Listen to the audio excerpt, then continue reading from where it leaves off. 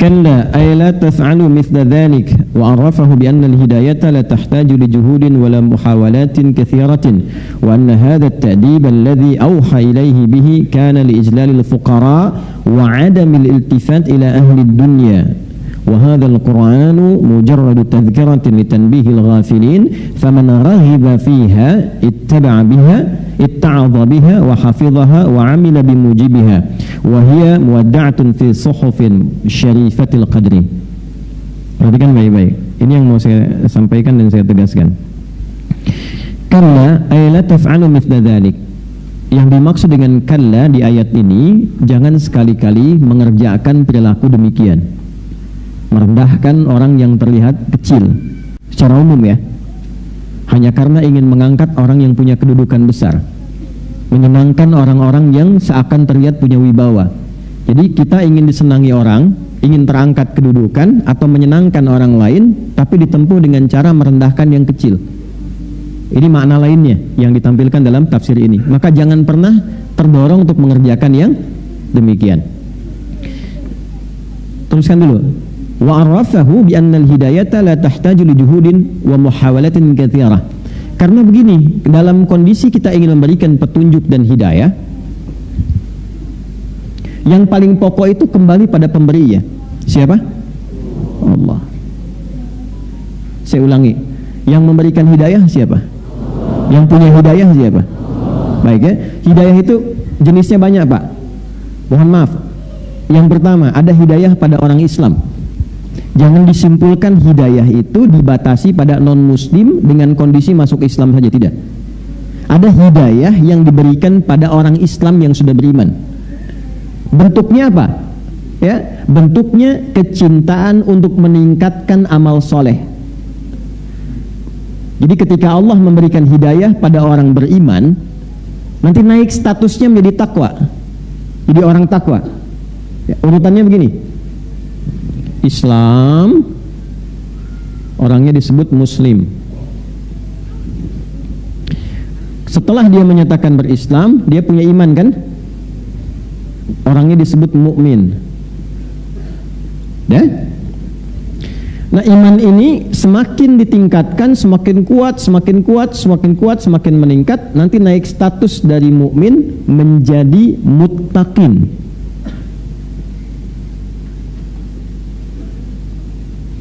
Di sininya takwa. Yang mengupgrade iman supaya naik statusnya, iman ini bertransformasi menjadi sifat takwa, orangnya berubah menjadi muttaqin, itu yang men-trigger ini, yang menguatkan supaya iman itu terus naik pindah level, itu disebut dengan amal soleh namanya. Amal soleh. Karena itu sering kita dapati kalimat iman di Al-Quran bersanding dengan amal saleh. Wal 'asr innal insana lafi innal ladzina wa. Nah, seseorang yang diberikan oleh Allah hidayah padahal dia sudah berislam, sudah beriman, maka bentuk yang tampak dari hidayah itu diberikan kecintaan, kesenangan pada orang beriman itu untuk meningkatkan amal solehnya, sehingga terus meningkat imannya dengan amal soleh itu. Dan berubahlah dengan itu menjadi pribadi muttaqin. Ini yang dimaksud pembuka surah Al-Baqarah dari ayat 2 sampai 5 itu. Dzalikal kitabu la hudal lil. Nah, bagaimana praktek hudalil muttaqin itu? Imannya dinaikin dari amanu menjadi yu'minun. Alladzina yu'minuna bil ghaibi. Lalu disupport amal soleh wa yuqimunas wa mimma razaqnahum walladzina yu'minuna bima unzila wa ma unzila min wa bil akhirati hum. Nah, itu naik statusnya, naik. Itu bentuk hidayah yang pertama. Yes? Nah, nanti levelnya naik lagi dari takwa kepada ihsan. Orangnya disebut muhsinin. Ini yang tertinggi. Ini level yang tertinggi. Level ini sudah menjadikan semua kegiatannya sebagai ibadah. Bicaranya ibadah, menatapnya ibadah, mendengarnya ibadah, makannya ibadah, dan dahsyatnya dalam ibadahnya dia selalu merasa diawasi oleh Allah. Jadi karena perasaan ini dia tidak tergerak untuk berbuat maksiat. Itu level ihsan, orangnya muhsin. Ya, misal dia mau minum ini ya, nggak sekedar minum, bagaimana caranya minum ini menjadi ibadah.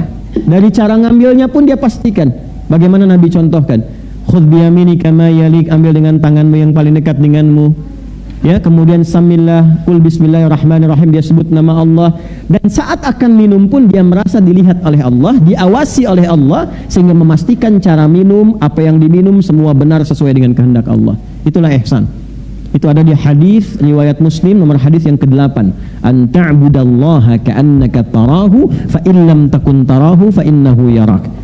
Engkau menjadikan aktivitasmu sebagai ibadah dan merasa diawasi oleh Allah saat menunaikannya, sekalipun kau tak mampu melihatnya. Jelas? Kalau sudah seperti itu, paripurna sebagai seorang manusia dan sebagai seorang hamba Allah.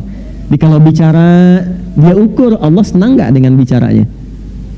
Kalau berjalan, dia lihat dulu tempat mana yang dituju, Allah senang nggak dengan tempat itu. Itulah ihsan. Nanti ada latihan di Al-Quran cara membentuk pribadi ihsan. Latihannya ada di Quran surah ke-51 ayat 15 sampai dengan ayat 23. Ya, dari bangun malam, dari tahajud, dari istighfar, dari gemar berbagi, dari latihan kemudian untuk mendekatkan diri kepada Allah.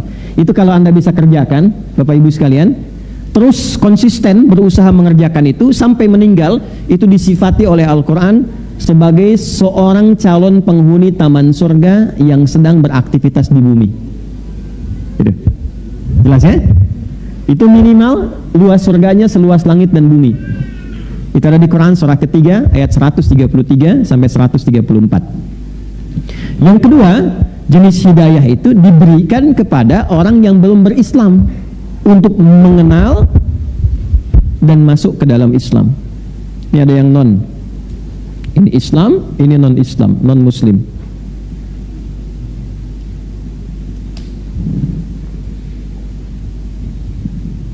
Tiba-tiba ada ketertarikan, bertanya, ada sentuhan kepada jiwa, turun hidayah. Baik ya? Dari situ mempelajari Islam, membandingkan, mengkomparasi dengan keyakinan dia sebelumnya, dan memutuskan masuk Islam. Nah, bagian kedua ini yang sering kita kenal. Bagian pertama kita lupa. Sesungguhnya saat seseorang itu, maaf, sudah berislam pun, belum tentu ada orang Islam bisa mampu mengerjakan amal soleh. Buktinya ada nggak orang yang mengaku Islam tapi nggak sholat? Ada, ya. Nah itu bisa dikatakan dia belum mendekat pada hidayah Allah. Jelas? Ada nggak orang Islam yang kaya tapi nggak mau zakat? Nah itu belum tentu. Ada nggak orang yang kaya tapi belum bisa haji? Ada. Jalan-jalan ke tempat wisata bisa, haji belum tentu bisa. Nah ini belum tentu dapat hidayah. Caranya kita doakan. Itulah sebabnya muncul pengajian untuk mencas lagi supaya senang amal saleh. Ini selama hidup sudah pernah tahajud belum? Selama hidup sudah pernah salat tasbih belum? Selama hidup apa? Urutkan. Kan saya sering pernah katakan, coba bikin menu-menu keislaman. Itu aja sampai meninggal kita jaga. Ya, syahadat jaga. Kan 5 yang pokok itu. 1 syahadatain kan? Satunya kenal Allah, asyhadu an la ilaha. Mesti kenal, mesti ada ilmu. Kalau nggak ada ilmu, nanti lemah syahadatnya. Dikasih jabatan bisa pindah, kasih sembako pindah, ya. Sekarang dengan kata-kata rayuan bisa pindah, itu bahaya kan? Ya, makanya mesti ada ilmunya. Fa'lam annahu la ilaha illallah, mesti ada ilmu. Yang kedua itu, ya di bagian pertama, sub keduanya, wa asyhadu anna Muhammadan, kenal nabinya. Harus kenal Nabi Muhammad. Jangan cuma di lisan syahadat, kenali. Karena semua yang terkait dengan beliau itu teladan hidup. Kenali beliau itu siapa, lahirnya di mana, keluarganya bagaimana, perjalanan hidupnya seperti apa. Dari mulai kecil sampai dengan wafatnya, bagaimana perilakunya, ikuti. Nah itulah makna syahadat. Kita sholat, ikuti bagaimana cara Nabi sholat. Ya?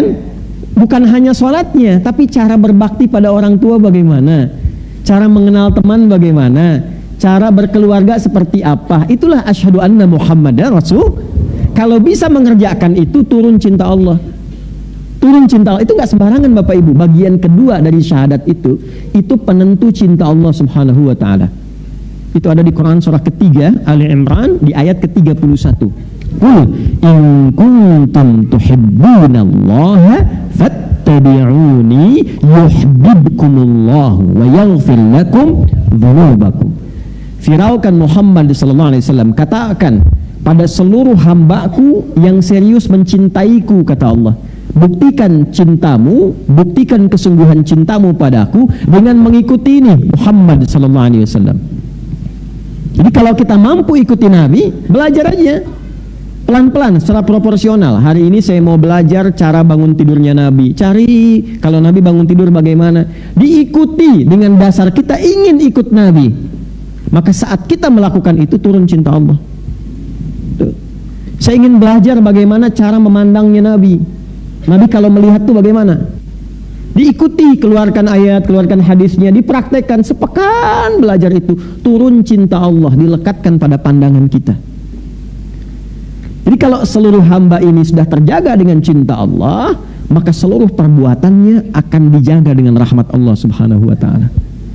Bicaranya turun rahmat Allah, jalannya turun rahmat Allah. Kalau rahmat sudah turun, selesai, dijaga dia dari perbuatan yang menyimpang. Wa yaghfir lakum dzunubakum, diampuni dosanya. Ciri orang diampuni dosa, diberikan oleh Allah penjagaan pada dirinya, adalah malaikat yang turun di sampingnya.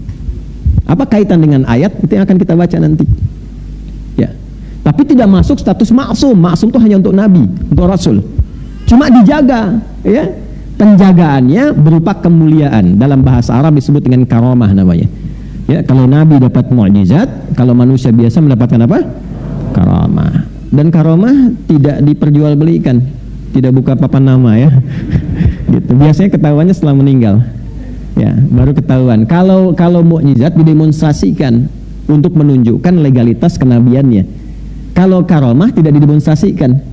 Ya, tujuannya bukan untuk mendapat pengikut, tidak. Nanti setelah dia meninggal, ada pengakuan dari orang sekitarannya, oh dia pernah begini, begini, begini. Nah itu yang disebut dengan kebaikan yang diridhoi oleh Allah Subhanahu wa ta'ala. Nanti menu keduanya sholat.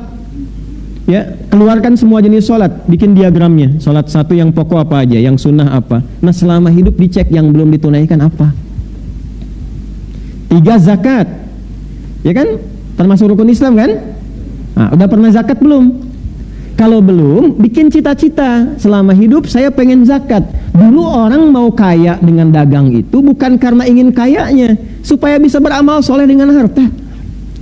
Di tujuan kaya itu supaya bisa zakat, supaya bisa infak, supaya bisa sedekah.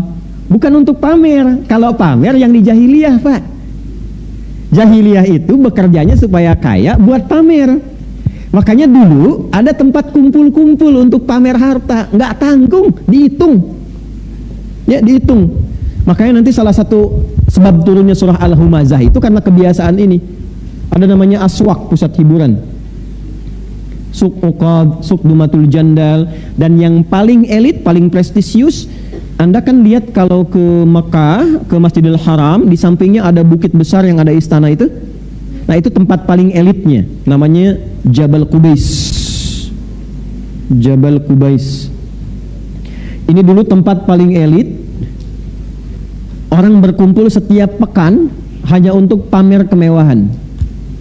Jadi sepekan itu yang berniaga, ya kan?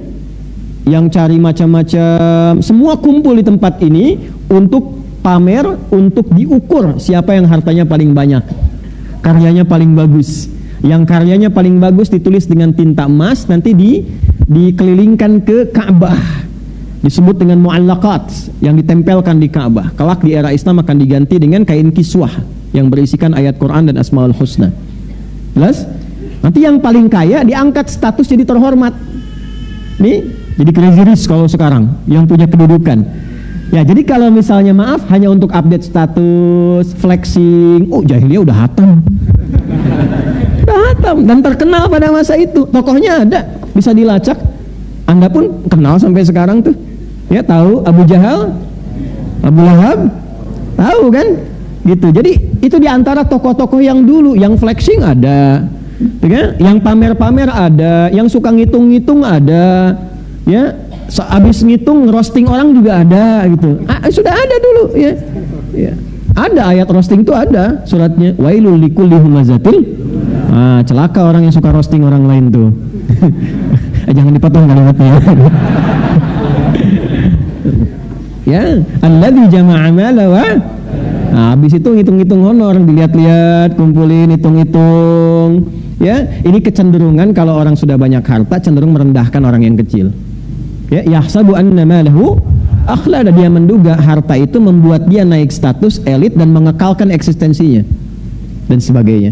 Nah, ini kondisi ketika Islam datang, hidayah turun, dibimbing jadi lebih baik. Jadi orang bekerja itu bukan naikkan status jadi semata kaya, bukan, tapi bagaimana dia bisa beribadah dengan hartanya. Maka zakat jadi tujuan. Maka selama hidup kita mesti punya cita-cita. Cita-cita saya yang ketiga, satu, saya bisa zakat selama hidup. Jadi kebanggaan di hadapan Allah saat diagram keislaman kita dievaluasi. Kan ada checklistnya tuh.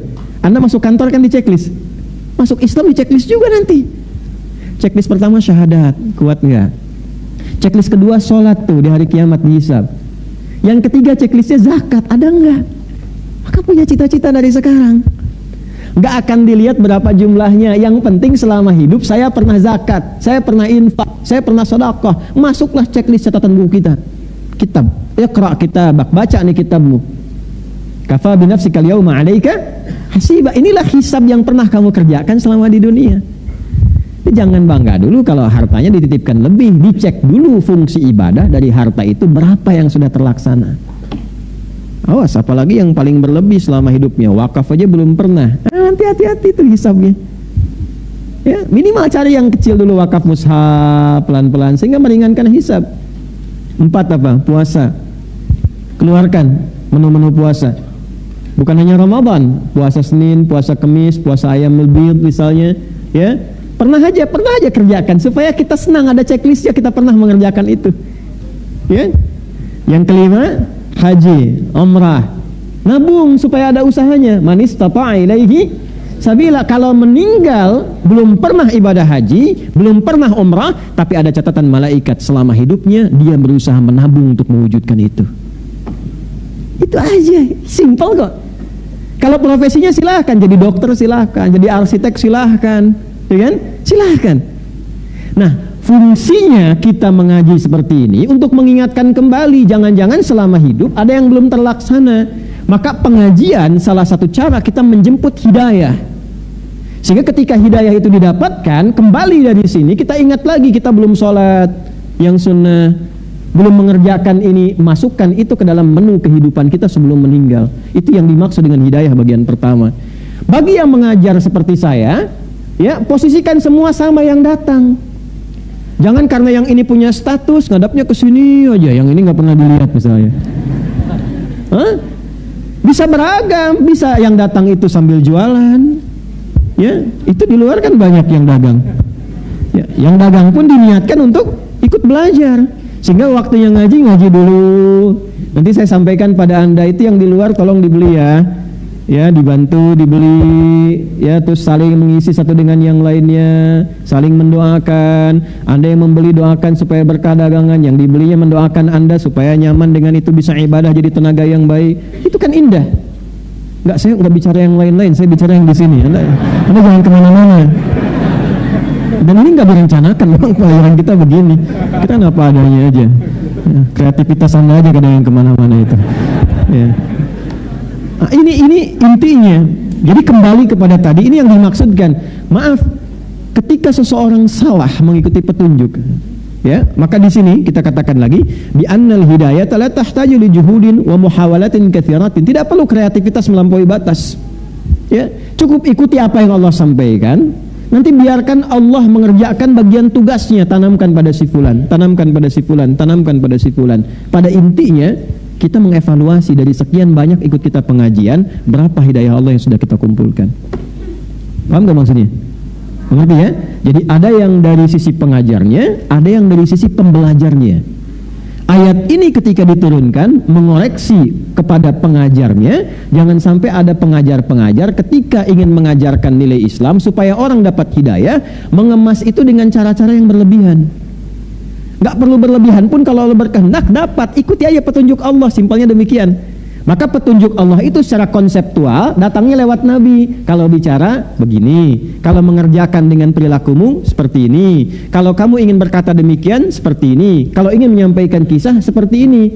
Kalau engkau melampaui batas-batas itu, boleh jadi alih-alih dia mendapatkan hidayah, yang lahir kemudian rasa yang kurang nyaman dengan nilai keislamannya. Paham sampai sini? Maka nanti ada pelurusan kembali di situ. Jelas ya? Baik.